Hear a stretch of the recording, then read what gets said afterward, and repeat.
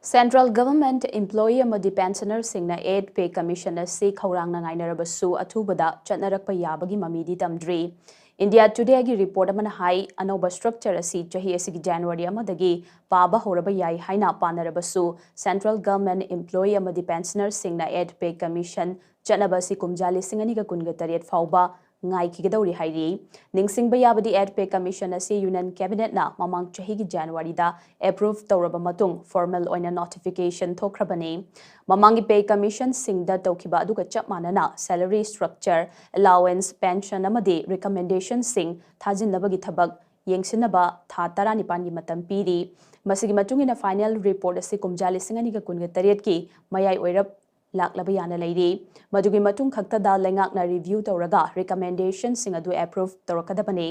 approval phanglaba matung da anoba salary structure adu implement tawrakadabani anoba structure as implement tawbagi matam thengtharabasu effective date ti chahi asigi January amada adumak oiraba yana leiri matam thinthakriba asigi arrear sing su employee amadi pensioner sing da fangadoribani anoba structure asida fitment factor da akhanaba meeting thamli Masi season naduna revised basic pay hotkadoribani 7 Pay Commission gi makhada